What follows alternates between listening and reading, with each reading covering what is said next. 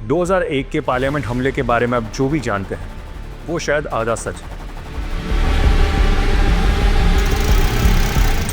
ज़्यादातर लोगों को लगता है कि भारत के पार्लियामेंट पर सिर्फ 5 आतंकवादियों ने हमला किया और कहानी वहीं ख़त्म हो जाती है, लेकिन ये सोच बिल्कुल गलत है। ये कहानी सिर्फ उन 5 चेहरों की नहीं है, बल्कि उन अनगिनत चेहरों की है जो कभी सामने ही नहीं है, उन नामों की है जो आप नहीं जानते, और एक ऐसी गहरी साजिश जिसने भारत को हमेशा के लिए बदल दिया। चलिए आज इस कहानी के पीछे छुपे हुए राज का पर्दाफाश करते हैं।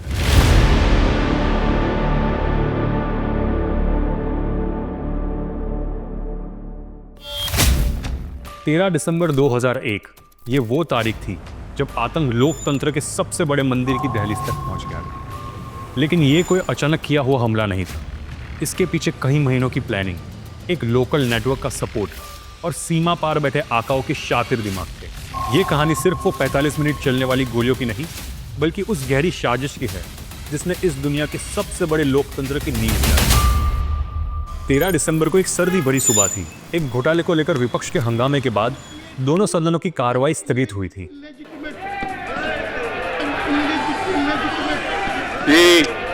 House stands adjourned till 11 hours. उस वक्त के प्रधानमंत्री अटल बिहारी वाजपेयी और विपक्षी नेता सोनिया गांधी वहां से निकल चुके थे, लेकिन गृह मंत्री लाल कृष्ण आडवाणी के साथ 100 से ज्यादा सांसद अभी भी पार्लियामेंट के अंदर थे। सुबह लगभग 11:40 पर गृह मंत्रालय का नकली स्टिकर चिपकाकर एक एम्बेसडर कार अंदर चली आई। उस गाड़ी के अंदर AK-47, ग्रेनेड लॉन्चर्स और हैंड ग्रेनेड के साथ 5 आतंकवादी थे। उनका प्लान साफ था, संसदों को बंधक बनाना और एक बड़ी तबाही मचाना। वो गाड़ी बहुत ही तेजी से वाइस प्रेसिडेंट के काफिले की तरफ बढ़ी और उनकी एक गाड़ी से जाकर टकरा गई, और बस इसी टक्कर ने सुरक्षा कर्मियों का ध्यान खींच लिया। इससे पहले कि कोई कुछ भी समझ पाता, आतंकवादियों ने कार से कूदकर अंधाधुंध गोलियां बरसाने लगे। उनकी पहली गोली का शिकार बनी CRPF की कांस्टेबल कमलेश कुमार यादव। उन्होंने ही सबसे पहले गाड़ी को देखा और शोर मचा के साथियों को अलर्ट किया था। आतंकवादियों ने उन्हें गोलियों से भून दिया, लेकिन उनकी शहादत ने कई जान बचा ली, क्योंकि उनके अलर्ट की वजह से पार्लियामेंट के गेट तुरंत ही बंद कर दिए गए। अगले 45 मिनट तक पार्लियामेंट का एरिया एक जंग के मैदान में तब्दील हो गया था। गोलियों की तड़तड़ाहट और ग्रेनेड के धमाकों से पूरा इलाका गूंज रहा था। वॉच एंड वॉर स्टाफ के जगदीश प्रसाद यादव और मदबर सिंह नेगी ने अपनी जान की परवाह किए बिना गेट बंद कर दिया और अलार्म बजाया, लेकिन उस गोलीबारी में वो भी शहीद हो गए। सुरक्षा कर्मियों ने उन आतंकवादियों को घेर लिया और एक एक करके सबको मारना शुरू कर दिया। एक आतंकवादी जो पकड़े जाने वाला था, उसने अपने आप को बम से उड़ा लिया और दूसरे 4 आतंकवादी जवाबी कार्रवाई में मारे गए। इस हमले में दिल्ली पुलिस के 5 जवान, CRPF की एक महिला कांस्टेबल, पार्लियामेंट के 2 सिक्योरिटी गार्ड्स और एक माली जो वहां पे काम कर रहा था, उन लोगों ने अपनी जान गंवा दी। वो 5 आतंकवादी तो मारे जा चुके थे, लेकिन कहानी यहीं पर खत्म नहीं होती। असली सवाल तो अब शुरू होता है कि ये कौन थे, पार्लियामेंट के अंदर कैसे पहुंचे और दिल्ली में इनकी मदद किसने की। ये पूरी जांच का सबसे बड़ा सुराग था वो सफेद एम्बेसडर कार। पुलिस ने उसके इंजन और चेचिस नंबर से गाड़ी के मालिक का पता लगाया, जो उन्हें गांधी विहार के एरिया तक ले गए। कार के असली मालिक ने बताया कि उसने तो वो गाड़ी कब की बेच दी थी, लेकिन जब खरीदार की पहचान की गई तो सारे तार कश्मीर से जुड़ते हुए नजर आए। दिल्ली पुलिस के स्पेशल सेल ने मोबाइल रिकॉर्ड्स और खुफिया जानकारी के आधार पर एक नाम का खुलासा किया, मोहम्मद अफजल गुरु। अफजल गुरु, जो पहले JKFL का सदस्य रह चुका था, इस हमले की सबसे अहम कड़ी थी। जब उससे पूछताछ हुई तो उसने साजिश से जुड़े हुए कई अहम राज खोले। ये 5 पाकिस्तानी थे। इनका जो बेसिकली चीफ था उसका नाम था मोहम्मद, एक का नाम था हमज़ा, दूसरे का नाम था हैदर, तीसरे का नाम था राना और राजा। इस पूरे ऑपरेशन में इनकी मदद कौन कर रहा था? मैं कर रहा था। और आपकी मदद कौन कर रहा था? उसके खुलासों के बाद पता चला कि उसने आतंकवादियों के लिए दिल्ली में रहने का ठिकाना ढूंढा, गाड़ी खरीदी और नकली स्टिकर लगवाया। पुलिस ने इस मामले में अफजल के साथ उसके चचेरे भाई शौकत हुसैन गुरु, शौकत की पत्नी अफसान गुरु और दिल्ली यूनिवर्सिटी के प्रोफेसर SAR गिलेन को भी गिरफ्तार किया। अब बात करते हैं पर्दे के पीछे के असली मास्टरमाइंड्स की। अफजल गुरु की गिरफ्तारी ने साबित कर दिया था कि दिल्ली में एक लोकल नेटवर्क काम तो कर रहा था, लेकिन असली खिलाड़ी अभी भी पर्दे के पीछे छुपे हुए थे।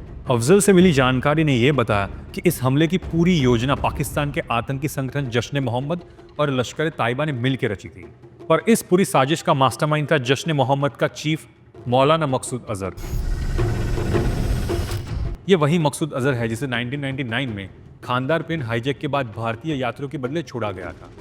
जेल से छूटते ही उसने भारत के खिलाफ जिहाद का ऐलान कर दिया था और पार्लियामेंट पे हमला उसी का नतीजा था। अफजल ने यह भी बताया कि कश्मीर में बैठकर पूरे ऑपरेशन को जश्न मोहम्मद का कमांडर गाजी बाबा डायरेक्ट कर रहा था। तो फिर मैं जब यहाँ पे आ गया तो फिर मैंने मोहम्मद से पूछा था कि गाजी बाबा ने तुम्हें कौन सा टारगेट दे दिया। उसने कहा कि यहाँ की पार्लियामेंट जो है वही हमारा अल्टीमेट टारगेट है। अब तस्वीर साफ थी, वो 5 आतंकवादी सिर्फ पैदल सैनिक नहीं थे, बल्कि असली जनरल तो सीमा पर बैठकर हुक्म दे रहा था।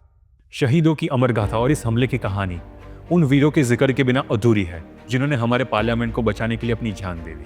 कांस्टेबल कमलेश कुमारी यादव, सीआरपीएफ की वो बहादुर महिला जिन्होंने सबसे पहले खतरा भांपकर सबको चौकन्ना किया, उनकी शहादत ने कई लोगों की जान बचाई। जगदीश प्रसाद यादव और मतबर सिंह नेगी, पार्लियामेंट के वॉच एंड वार स्टाफ के ये 2 कर्मचारी जिन्होंने अपनी जान देकर भी गेट को बंद किया और आतंकवादियों को मेन बिल्डिंग में घुसने से रोका। दिल्ली पुलिस के जवान नानक चंद, रामपाल, ओम प्रकाश, विजेंद्र सिंह और घनश्याम, ये 5 वो जानबाज थे जो आतंकियों से लड़ते हुए शहीद हो गए। और देशरज, एक माली जो उस दिन गोलीबारी के चपेट में आकर अपनी जान गंवा बैठा। इन सभी बहादुरों के सर्वोच्च बलिदान को इस देश को कभी नहीं भूलना चाहिए। संसद पर हमला करना भारत की आत्मा पर हमला करना था। इसके बाद भारत ने पाकिस्तान को साफ तौर पर जिम्मेदार ठहराया और सबूत दुनिया के सामने रख दिए। इस घटना के बाद दोनों देशों के रिश्ते इतने तनावपूर्ण हो गए थे कि युद्ध की नौबत आ गई। भारत ने जवाब में ऑपरेशन पराक्रम लॉन्च किया, जिसके तहत लाखों भारतीय सैनिक पाकिस्तान से लगी सीमा पर तैनात थे। करीब 10 महीने तक दोनों देश एक दूसरे पर न्यूक्लियर अटैक करने के किनारे पर। अंतर्राष्ट्रीय दबाव, खासकर अमेरिका के दखल देने के बाद तनाव धीरे धीरे कम हुआ, लेकिन इस घटना ने भारत पाकिस्तान के रिश्तों में एक हमेशा दरार डाल दी जो आज तक नहीं भर पाई। इस हमले ने भारत की आंतरिक सुरक्षा की कमियों को उजागर किया और इसके बाद पार्लियामेंट सहित देश की और जगहों पर भी सुरक्षा को पूरी तरह बदल दिया। इन सब के बाद अदालत ने 2002 में अफजल गुरु, शौकत हुसैन और SAR गिलानी को मौत की सजा सुनाई, लेकिन बाद में हाई कोर्ट में सबूतों की कमी की वजह से गिलानी को बरी कर दिया गया। लेकिन सुप्रीम कोर्ट ने अफजल गुरु की मौत की सजा को बरकरार रखा। उसकी प्लीड खारिज होने के बाद 9 फरवरी 2013 को उसे दिल्ली की तिहाड़ जेल में फांसी दे दी गई। हमले का एक और मास्टरमाइंड गाजी बाबा 2003 में ही श्रीनगर के सुरक्षा बलों के साथ मुठभेड़ में मारा जा चुका था। तो पार्लियामेंट के हमले के पीछे वो सिर्फ 5 आतंकी नहीं थे, बल्कि और कई अनगिनत चेहरे थे जो हमने इस वीडियो में देखे। ये कहानी हमें ये भी याद दिलाती है कि आतंक का कोई एक चेहरा नहीं होता, कुछ सामने दिखते हैं और कुछ साए बन के छुपे रहते हैं। अगर आपको ये वीडियो पसंद आया हो और ऐसे ही और वीडियोस देखना चाहते हैं तो मेरी चैनल को ज़रूर सब्सक्राइब कीजिए। आपके थॉट्स मुझे कमेंट में बताएं और इस वीडियो को जितना हो सके उतना ही ज़्यादा शेयर कीजिए।